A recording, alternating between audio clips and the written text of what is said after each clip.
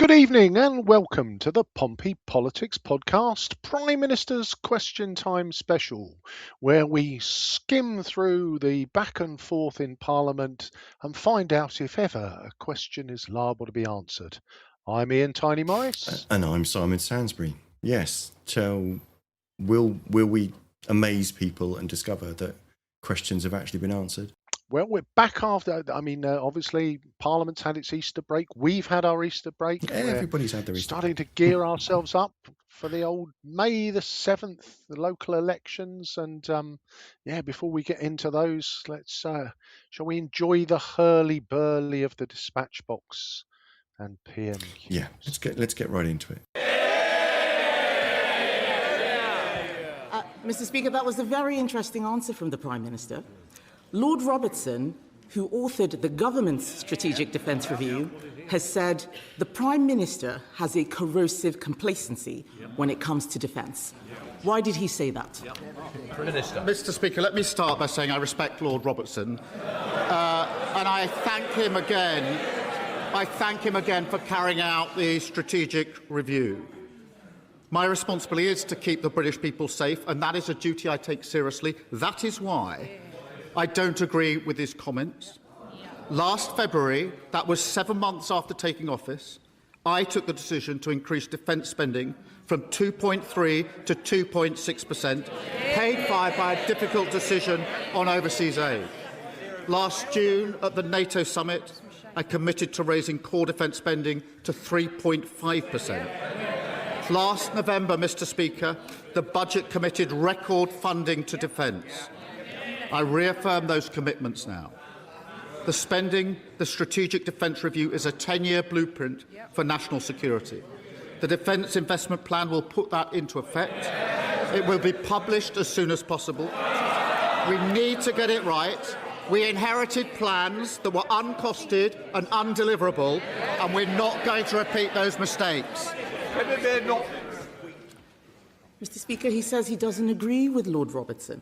Lord Robertson is a former Labour Defence Secretary, a former NATO Secretary General.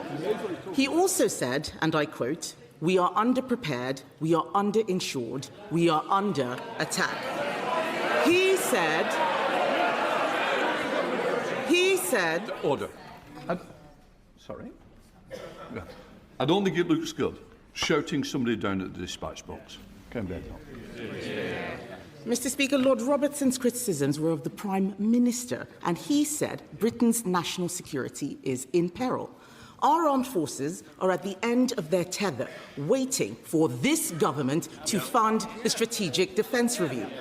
There are still 2 weeks of the parliamentary session left. So why won't the Prime Minister publish the Defence Investment Plan before then? Prime Minister. Mr. Speaker, I remind the House that we've put in place the biggest sustained increase in defence spending since the Cold War. Mr. Speaker, let me spell that out. That means we're spending £270 billion over this Parliament. That's £5 billion more this year, with defence funding increasing every year. These are record amounts, Mr. Speaker, decisions of a Labour Prime Minister, a Labour Chancellor and a Labour government. And what a contrast. When they came into office, defence spending was 2.5%.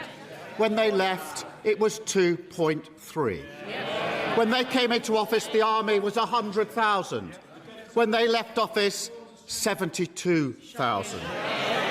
They cut frigates and destroyers by 25%. They cut mine hunters by 50%. She said at the weekend, our defence is the weakest for 400 years. That is what they left behind. Can we just pause it there for a second? So, I'm just clearing up your mess, Gov. Well, and to be fair, there is. I actually think that's probably the best exchange we've had since we've been since we started doing our PMQ specials. I mean, he was never going to do the, why does John Robertson think you smell? He was never going to answer that question directly, but he did answer the question in terms of relating to, defence spending, which is what the whole, that was the nature of the question. But yes, 14 years. I mean, there is a little bit of we can play bingo, um, and I haven't listened to them in advance, so I am holding my breath to hope that he doesn't do the. And she would have taken us to war with. She would have backed Donald Trump's plan. But we'll go with that. But no, I think it's a perfectly reasonable set of questions and answers so far. Okay. Um, So going well. and to be fair, yes, everyone now agrees that defence, we need to increase our spending on defence. Well, with the exception of the Greens, I think, who would have us leave NATO. But everyone else kind of seems to recognise that it's there. The danger with all great political kind of arrangements is everyone's always happy to agree on where we should spend more. ... But where they argue is where you should find the extra money. Yes. Yes. Let's see whether that universal panacea is opened in the next exchange. Yes. Just before we do, just to remind everyone, I've put the links if you wanted to view the show, portrait or landscape, depending on which is your preference. And please do give us a like, follow, subscribe. Just really kind of helps us get the word out there, and let us know what you think in the comments. So okay, let's see how the rest of the exchange went. Mr. Speaker, he's talking about the biggest sustained increase. Talking about an increase is not the same as giving an increase. The military and the defence industry want to hear about what he's going to do, not him prosecuting past governments. He promised the Defence Investment Plan would be published. He promised that the Defence Investment Plan would be published last autumn. I asked him at PMQs 6 weeks ago when it would be published. He had no idea. It is now the middle of April. What's the hold-up? Mr. Speaker, I've set out my position. The Defence Investment Plan is the first line-by-line review of defence budgets for 18 years. She talks about talking. If you're going to support and make your country safe, you have to get the right calls on the big issues. She called for us to jump into the war. They can pretend otherwise. I remember walking in, standing here for the first time, saying we would not get drawn into the war, we would not join the offensive, and they all shouted, shame. They remember it. I remember it. They're just embarrassed by it now. A week later, when she realised she'd made a massive error of judgment, she attempted the mother of all U-turns. That didn't work. So this weekend she said, when I said we should jump into the war, she said this weekend, Mr. Speaker, that what she meant, she was talking about verbal support. Well, Prime Minister, it's Prime Minister's questions. We've got to concentrate. Kemi, just answer the question. Mr. Speaker, the Prime Minister loves to misrepresent my position on Iran. So he does. He loves to misrepresent it. Let's stop talking about what I didn't say. Let's start talking about what he isn't doing.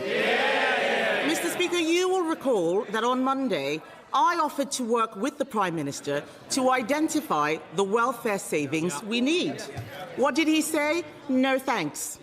Now that Lord Robertson has said, and I quote, we cannot defend Britain with an ever-expanding welfare budget, will the Prime Minister think again and work with us to find savings to fund defence? Prime Minister. She was clear in what she was saying. She said we should give verbal support. I suppose that's standing on the side and saying, get in there, good luck, mate, you've got this. Mr. Speaker, that is her approach. We are reforming welfare and spending more on defence. They did neither. The welfare bill rose by £88 billion on their watch. It soared by £33 billion under the shadow Chancellor's watch. We're fixing it. What did they do? They voted against it. They voted to keep the broken system. So taking advice from the party opposite on reforming welfare and defence spending is like asking Liz Truss how to keep your mortgage down. I think I'll just pause again, just to give you a chance to. Well, for those of you who are in audio only, you will have not seen me dancing in my chair and double fist pumping the air and I didn't know it was coming. Well, her position. Simon, I mean, help me out here because you're a more moderate fellow. Is this become his new? But my father was a toolmaker. Is this just the phrase that he is going to just keep repeating ad nauseum? Well, her position. Well, I mean, the problem is that she denies that was what she said, and she did say. Well, well, we can disagree on that one because I do not believe that's what she said. I'll get the clip for next week. But again, yeah, I'm happy to do it. But that was what 4 or 5 weeks ago, and every Prime Minister's question time, it's now. Well, she said, so you can't listen to a word she says. Maybe it's not wearing as thin with you as it is with me. It just feels to me like I find it pitiful childishness. I find it frustrating that there isn't really a sensible attempt to answer the question. So there are points to be made, but the point, to be honest with you, obviously views may seem to differ about whether she said what she said or indeed what she meant by what she said. Nonetheless, the point is that's not the issue right now. The issue is right now, where's this review? Because at this rate, by the time the review is delivered, we'll need another one because it's probably already out of date. Because the global the global threat environment, whatever the proper way to describe that, has completely changed since someone started putting pen to paper and creating a load of bar charts in it. So, sorry, mentioning bar charts. But such a review doesn't happen, it's not an hour one morning that he's dashed that off, is it? It will have been months, if not years of review. And, and for me, it is a valid question when the government commits to publishing it last autumn and it's now mid-April. Where's your homework? But yeah, where is your homework? But I do think that this, I don't know. This whole, the sort of sneering schoolboy tone of, well, she said, you have tried that defence now. I mean, I don't know how many weeks we've been doing this, but it's at least 4 or 5 weeks, isn't it? And in the style of my father was a toolmaker. Well, that's great, but kind of we've all got that now. Can we move on? Can we deal with the issues in hand? See, I can't help but wonder why is he letting the opposition make the case that the only way to find the savings or to find the extra money to spend on defence is to cut welfare spend when actually the most of that is pensions? Why is there not a case being made about yes, we're in dire straits. We've got a dreadful situation. Our armed forces have been underinvested in for decades. We need to do something about that, and we need to agree to do something about that. There's a case to be made about where that money comes from. So, like we said at the top of the show, but to me, it kind of feels like this is almost this is an issue that will transcend this particular parliament, whoever forms the next government, and the next one. So is this not like one of the other massive things that are facing the government? Is that not something you try to build consensus on and deliver a way forward rather than the point scoring, rather than the mud chucking? I don't know. Am I just too naive? I think, I guess, Simon, in this case, there's an element of two things being true at the same time, which is that, Starmer's kind of, I'm not talking to you about welfare because your team increased it by 88 billion. Yes, they did. And it's expanding almost exponentially now. And there is a piece of, the government itself tried to not, it was reported as cutting welfare, but what they tried to do was put in some safeguards to stop it expanding as quickly. that their own backbenchers turned on them and defeated. So I think there is, and I think probably in this case, because the, ex-Labour Defence Secretary who did this review specifically called out welfare in the remarks that he made over the weekend. So I guess, which is inviting, it was a free hit then for Kemi. But I guess if the ex-Labour person doing the review is also saying, you can't spend all the money on welfare and all the money on defence, then I guess that does legitimise the discussion in some way. Well, I don't think Kemi Badenoch needed any help to figure that would be the place to go she would have gone there anyway. But in the same way that the last place she would be looking if she was in government would be to to tax the multinationals or to tax the billionaires, for example.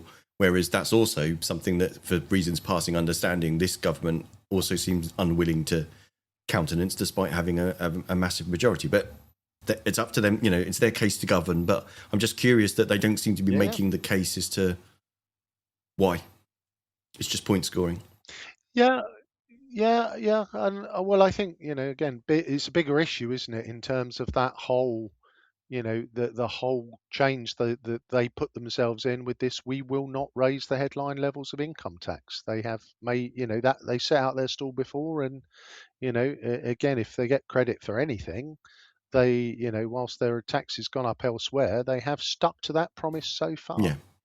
Anyway, let's let them play on, because otherwise we'll talk and we won't be playing any of their clips. This is so poor from the Prime Minister. This is. Labour MPs are laughing. Mr. Speaker. This is a moment of profound national seriousness. And what are they doing? They're promoting sex toys in Parliament. That's what they're doing. Mr. Speaker, it gives a whole new meaning to fiddling while Rome burns. Mr. Speaker, that's what they're doing, Mr. Speaker. Let's get back to the issue of the Defence Investment Plan and defence spending. It is being reported that the Treasury is asking the MOD to make £3.5 billion worth of cuts this year. He won't fund our military because he wants to fund more welfare. That's why he has a welfare plan to 2031, but no defence investment plan at all. Now that the Chagos surrender deal is dead, will the Prime Minister put the billions saved from ditching Chagos into defence, or is that going into welfare as well? Prime Minister. Mr. Speaker, we are spending more on defence. Record amounts on defence. £270 billion in this Parliament, £5 billion extra. And she talks about the Chancellor. It's because of the decisions of this Chancellor we've got the biggest boost to defence spending since the Cold War. We've also got the biggest pay rise for our armed forces for over 20 years. We've also got the biggest investment in military housing for over half a century. What did they do at the budget? They voted against all of that. That sounds like he doesn't want to spend the Chagos money on defence.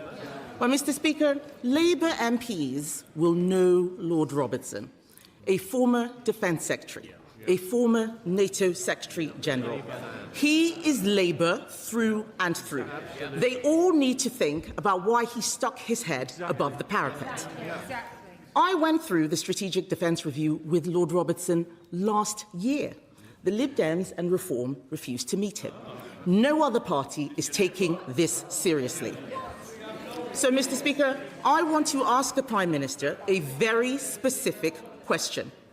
In January 2024, Conservatives approved an upgrade of destroyers like HMS Dragon so they can better intercept ballistic missiles.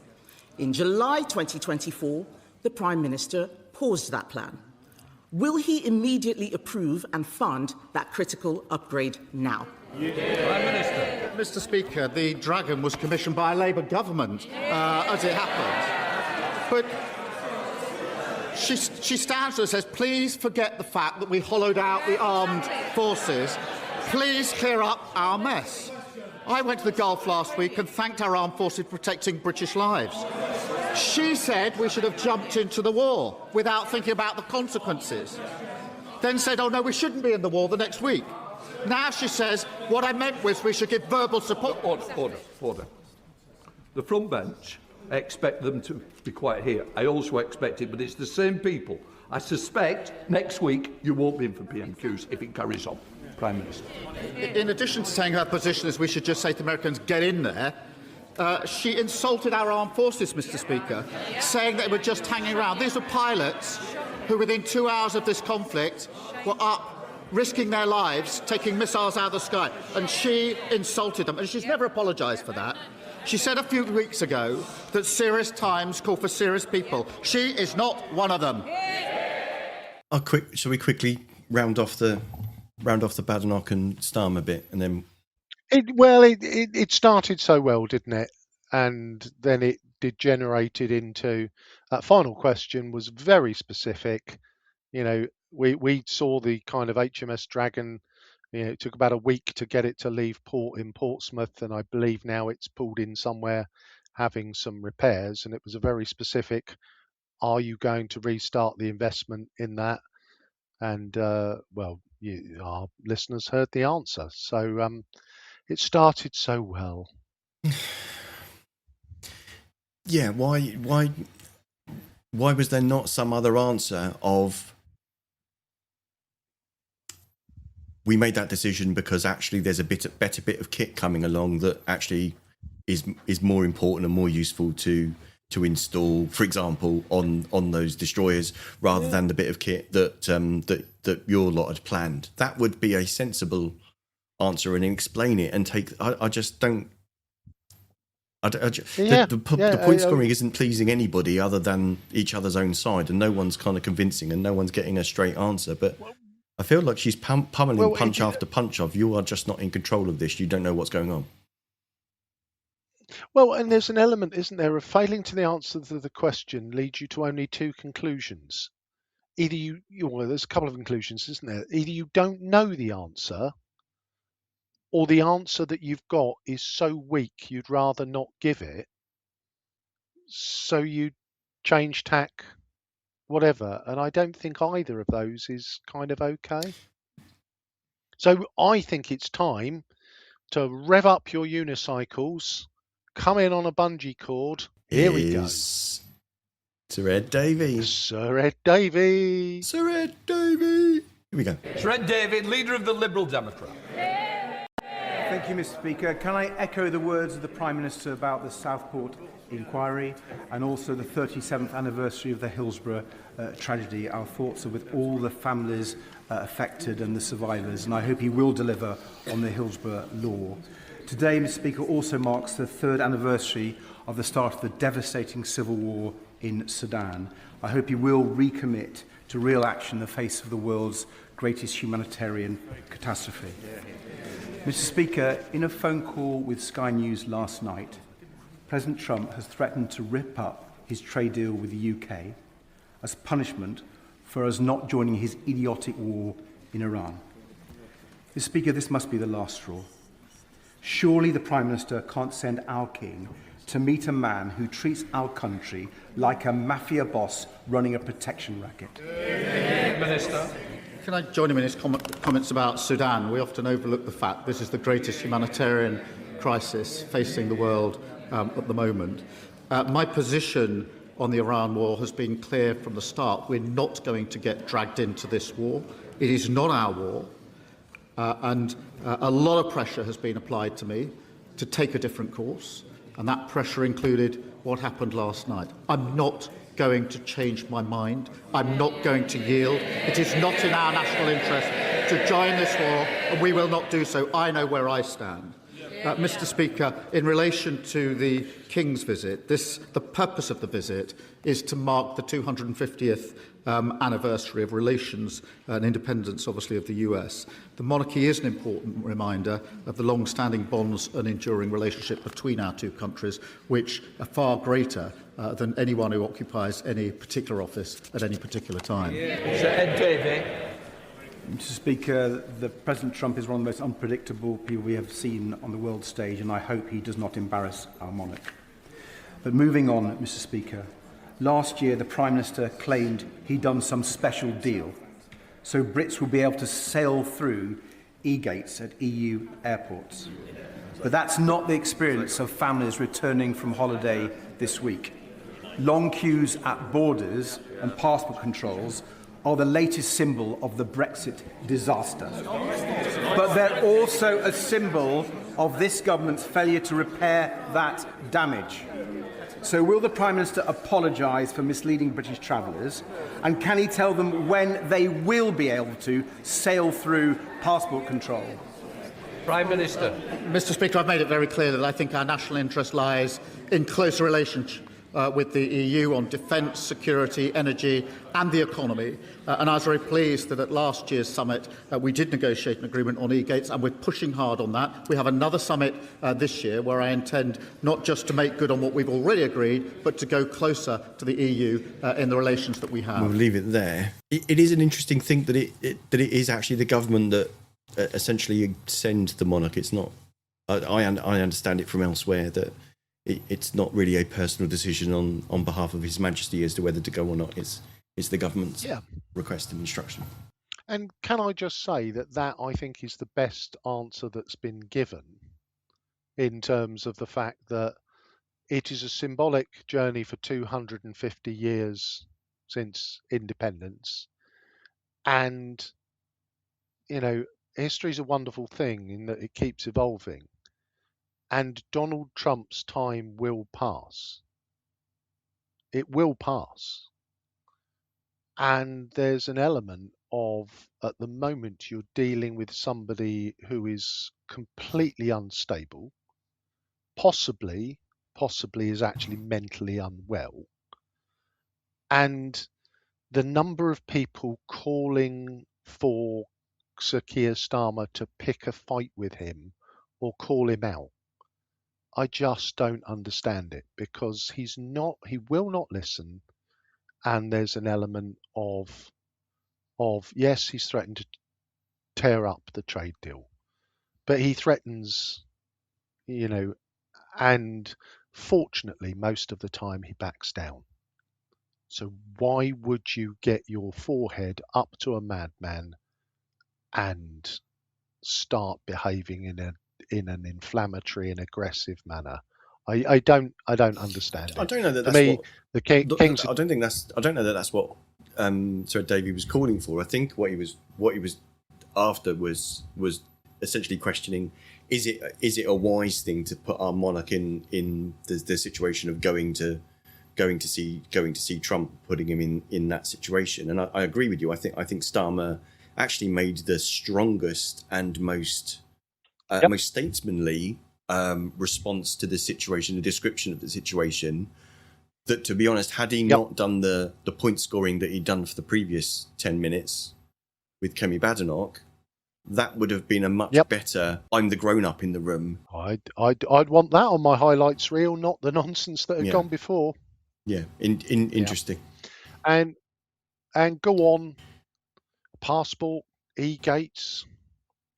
It's near the top of my list. But for people that travel frequently, it is, and it is a major inconvenience. And if it's something that's on the list that's being worked on to improve from the steps that the government are taking to reset our relationship with the EU, then at the end of the day, surely that is in itself a valid question. What's happening to this thing? Because that's the most visible evidence of the problem that people we see on a day-to-day basis. People that aren't exporters, people that are just going on holiday and coming back from holiday, etc. Those are the ones that will experience it. I can't get excited at international travellers having to stand in a queue for a bit longer. That's it, with everything going on in the world at the moment, in terms of the first world problems. But let's focus on the positive. I think in our journey of Prime Minister's sort of questions not being answered, I think we can both agree that there was a really valid question and a really good answer. I think we should take that as a win. Well, 1 out of 6 isn't bad, I guess. Well, you've got to take your wins where you can, Simon. And if anything, a Labour Prime Minister as they head towards May the 7th, they can have a T-shirt with "You've got to take your wins where you can" on that. So on that piece of political insight, you've been listening to the Pompey Politics Podcast, PMQs Spectacular. I've been Ian Tiny Morris. And I've been Simon Sainsbury. Don't forget to like, follow and comment on Facebook, or comment and subscribe on YouTube. Find us on all the social media platforms: Facebook, X, YouTube, Threads, LinkedIn. Remember, the deadline to register to vote in May's local elections is 11:59 p.m. on Monday the 20th of April. Use the QR code on screen to take you to the Electoral Commission's website, where there are further details about registering to vote, as well as information where you can confirm where you would need to vote if you're voting in person on the day. Other deadlines apply to register for postal or proxy voting. Don't forget, if you're voting in person on May the 7th, you'll need to take photo ID to be able to vote. If you're not sure what photo ID counts, scan the QR code on screen or go to the Electoral Commission's website, where there are further details, including information about how to apply for a free voter authority certificate, which you will be able to use to vote in person on the day.